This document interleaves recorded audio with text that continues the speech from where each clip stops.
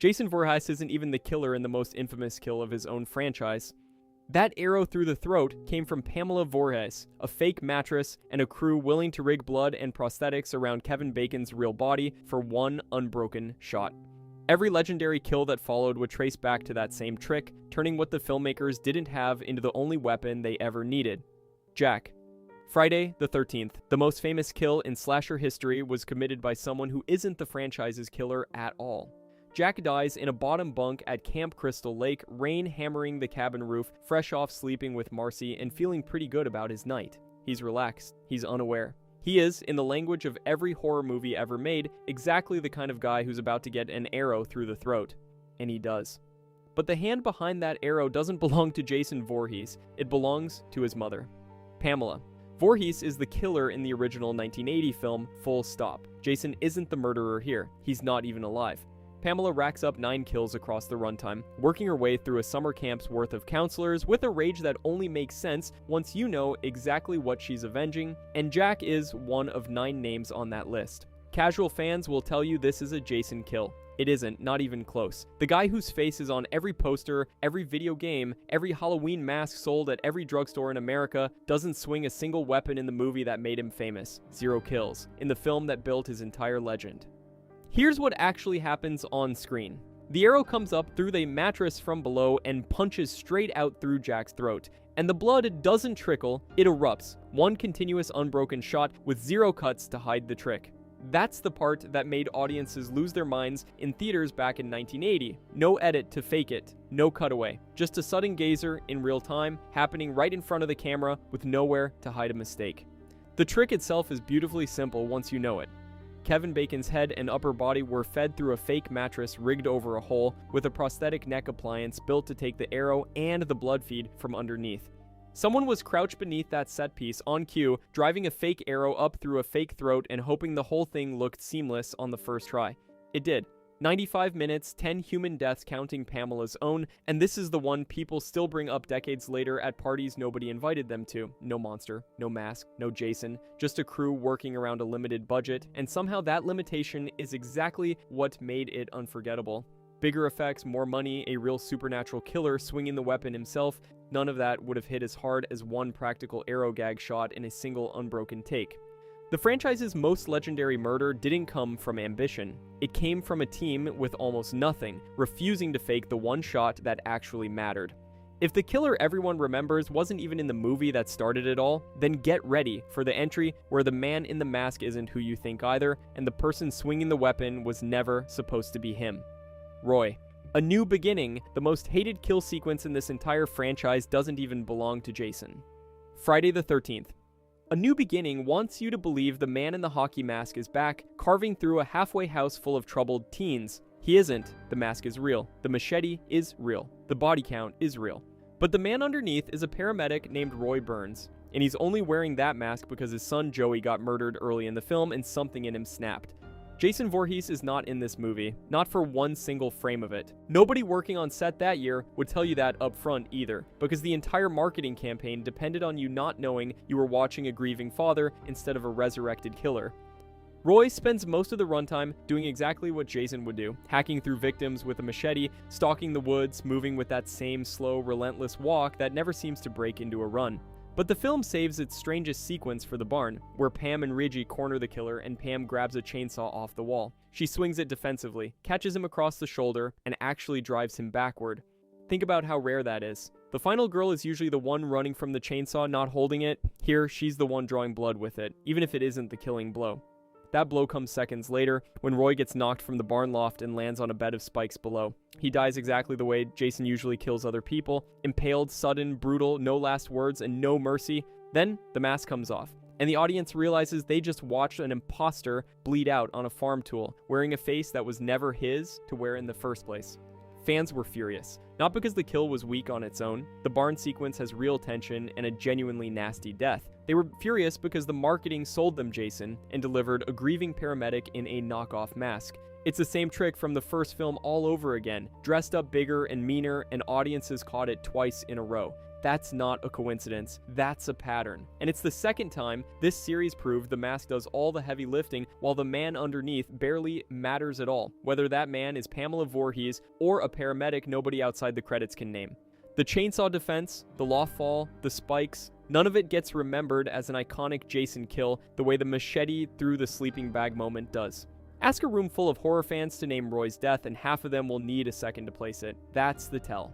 When it's really Jason, the kill becomes legend. When it's Roy, it becomes trivia, a footnote in a franchise that only remembers its real monster and quietly buries the men who borrowed his face. The audience wanted the real monster back so badly they got their wish in the most absurd way possible, dug out of a shallow grave and slammed with enough voltage to walk again, coming back as something that could punch clean through a human chest without slowing down.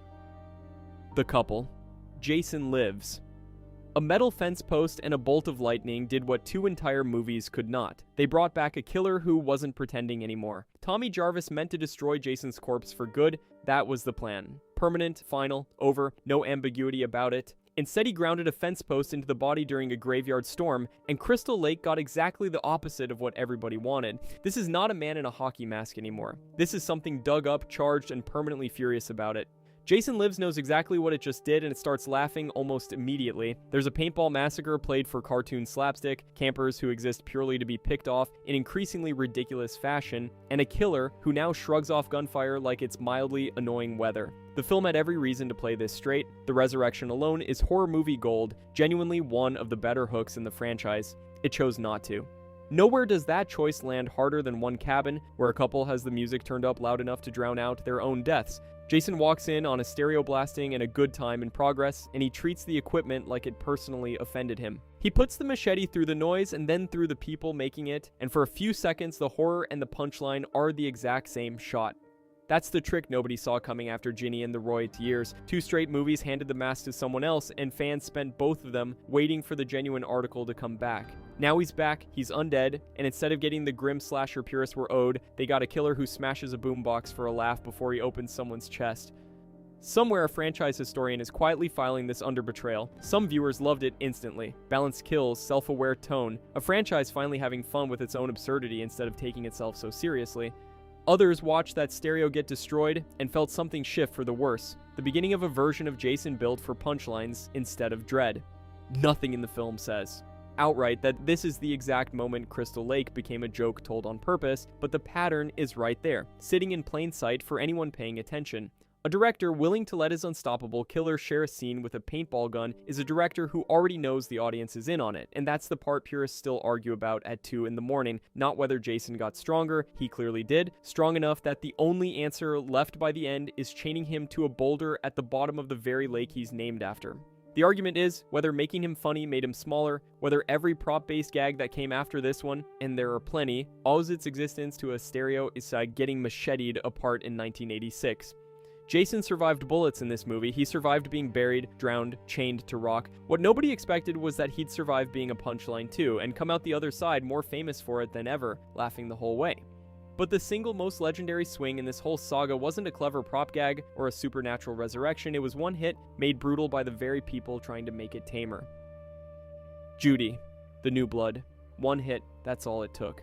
A girl zipped into a sleeping bag, swung once against a tree, dead before her body even finished the arc. No struggle, no second attempt.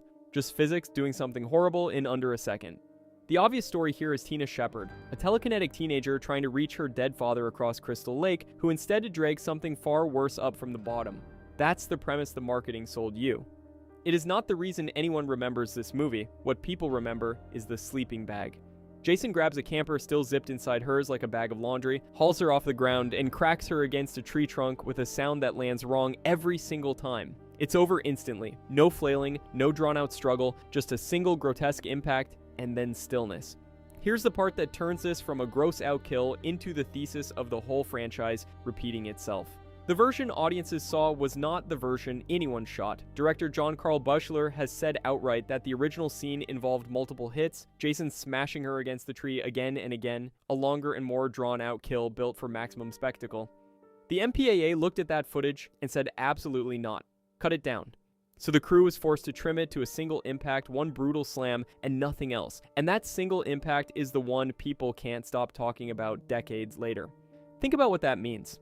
The version horror fans consider one of the most vicious kills in the entire series is not the version anyone intended to make. It's the leftover, the censored remainder. A team of effects artists built something bigger and scarier on purpose, and the ratings board, purely by trying to make the film less violent, accidentally handed them something more violent in effect. Multiple hits reads as a beating. One hit reads as an execution.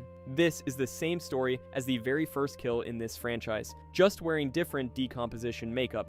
Back then, it was a budget forcing restraint into becoming style. Here, it's a censor board forcing restraint into becoming brutality. Different obstacle, same result. Somebody with authority over the production said you can't do that, and the thing they left behind ended up scarier than what they cut.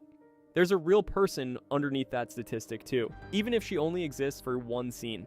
A camper, tired, safe inside her sleeping bag, thinking she's protected by nylon and goose down. She pays for that comfort in the worst possible way, and the film never lets you forget how fast comfort turns into a coffin. Jason himself has never looked more like a corpse than he does here. Water-rotted clothes, bone visible at the joints, a face closer to driftwood than flesh. Stack that decayed monster next to a bright red sleeping bag and cheap camping gear, and the contrast does half the horror's work without a single line of dialogue. The kill's legend status isn't just fan chatter either. Jason X, over a decade later, brought it back on purpose, staging a version with holographic campers stuffed in sleeping bags as makeshift weapons in a training simulation. You don't homage a forgettable kill, you homage the one everyone already knows by name. So added to the list, budget built the myth in the beginning, now the censors built it again, from the opposite direction, by demanding less instead of more. Which raises an uncomfortable question about the man wearing the hockey mask. If every restriction thrown at him only made him scarier, what happens when the restriction isn't a ratings board or a budget line, but another killer just as impossible to put down for good? In a fight built so that neither one is supposed to actually lose? Freddy. Freddy vs. Jason. Jason walks out of Crystal Lake holding his rival's severed head, and he still doesn't get to be the winner. That should be the easiest victory lap in horror history. Instead, it's the most argued about ending the genre has ever produced. 23 years after a broke teenager crawled out of that same lake in the original film, the franchise finally gave Jason the fight fans had been screaming for since the 80s, and it still refused to let him actually finish it. The setup is simple enough. Freddy Krueger, stuck powerless after Springwood forgets him, drags Jason into the dream world and uses him as a puppet to spread fear back into town, banking on getting blamed for the bodies and clawing back his old strength. Classic Freddy move, manipulate someone else into doing the killing for him. Except Jason doesn't stay a puppet. He never has. He gets too violent, too uncontrollable, too far gone in his own bloodlust to take orders from anyone, and turns on the one guy pulling his strings. That turn is where the movie stops being a team-up and becomes a demolition. The final battle at the lake throws both icons at each other with zero restraint. Jason tears Freddy's arm clean off. Freddy drives that glove into Jason's chest like he's trying to end 40 years of frustration in one swing. The crew stages it across a dock rigged with explosives and construction equipment, because apparently two immortal killers fighting hand-to-hand wasn't enough spectacle on its own. Practical stunts, wire work, real fire. It looks like it cost someone their eyebrows to film, and then it ends the way it has to end. Jason slices Freddy's head off right there at the water's edge. Both of them go under. Jason drags himself back onto the shore, carrying Freddy's head like a trophy, and for about 3 seconds, it looks settled. Jason wins.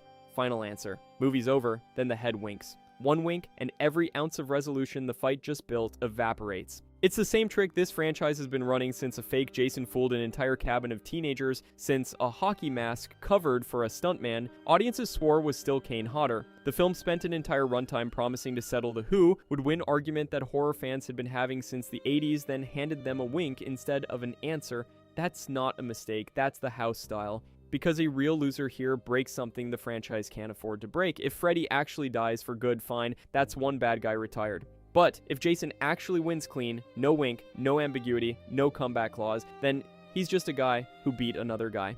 Beatable, finishable, mortal.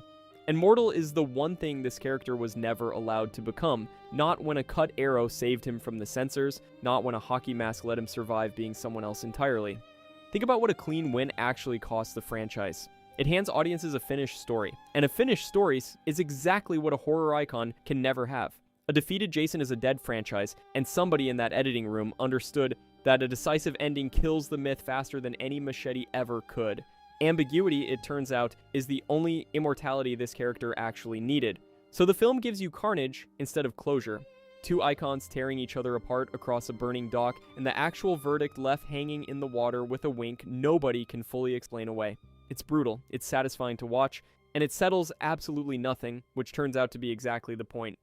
Horror fans got their dream matchup and walked away with the exact same argument they started with, just with better special effects attached to it. Better effects, same argument, zero closure. Add it to the list, so if a rival killer can't finish him, if censorship couldn't cut him down, if a body double couldn't replace him, and now a fight he technically wins still can't count as a real ending, what's supposed to happen when someone finally tries to make him bleed like an actual person? Again. Jason, the 2009 reboot. By the time this movie ends, Jason Voorhees has been strangled, dropped onto metal spikes, and thrown in a lake. He still gets up. That is the whole joke this franchise has been playing for decades, and the 2009 reboot is the first one to say it out loud instead of hiding behind fog and superstition. This version of Jason is not a zombie, not cursed, not stitched together by supernatural rules nobody bothers to explain. He is a survivalist. He lives in tunnels dug into the ground around Crystal Lake, storing weapons and bodies like a man who planned for this, the way some people stockpile canned food for a hurricane that never comes. He is faster, smarter, and disturbingly practical. For the first time, the writers built a Jason who is supposed to be killable. That alone makes this movie different from every other entry on this list. Clay Miller spends the entire film looking for his missing sister, Whitney, which sounds like a simple setup right up until you remember what this franchise does to simple setups. The search drags him straight into Jason's territory through the ruins of the old camp and down into the tunnels themselves until the final act collapses into one long, grinding fight for survival. Whitney notices something Jason has been carrying since the original film decades earlier, back when a boy watched his mother die trying to protect him. She looks like the woman in the locket. She uses that resemblance to freeze him for just long enough to matter. Clay does the rest. The fight ends at the dock, and this is where the reboot commits fully to its own pitch. No black magic, no ambiguous curse. Jason gets hanged. His body drops onto heavy machinery submerged in the water, impaling him on impact. It is blunt, it is physical, and it is mercifully final looking. The kind of death that would end literally anyone in literally any other franchise on the planet. Clay and Whitney do what characters have been doing since the very first sequel. They put him in the water. Every fan watching already knows exactly what that means because the franchise spent decades training them to know it. This is the same lake that swallowed him as a boy. It is the same water this series keeps reaching for whenever it wants viewers to believe an ending is possible. It never has been. Not once. Then the dock explodes upward and Jason's arm punches straight through the wood to grab Whitney one last time, and the screen cuts to black before anyone gets an answer. That final image is the whole franchise compressed into one shot. This is the most mortal Jason has ever been on screen. No ghost, no ritual, nothing behind him but muscle and rage, and a body that should not be able to take that kind of punishment. The film stripped away every supernatural excuse the earlier movies leaned on, from the sack mask years, to the hockey mask years, to the mother obsession that started this whole thing, and folded all of it into one grounded, brutal package. And it still could not bring itself to let him die. Nothing in the film explains how he survives the impalement. Nothing needs to. The franchise was never actually interested in whether Jason could be killed. It was only ever interested in proving over and over that he couldn't be. Go back through every kill this video has covered. The arrow that only worked because a mattress ripped wrong. The stand-in who wore the mask because the real actor walked off set. The gore the censors chopped down until the sound design had to do the killing instead. Every single one of those was a limitation. And every single one of those limitations became part of what makes Jason feel unstoppable, because the myth was never built on what he actually did on screen. It was built on what nobody could manage to do to him, no matter how hard they tried. He didn't need the supernatural to survive the dock. He needed the franchise to keep believing, the way it always had, that whatever gets thrown at Jason only makes him harder to bury. If you enjoyed this video and want to see more, click the video on the screen now.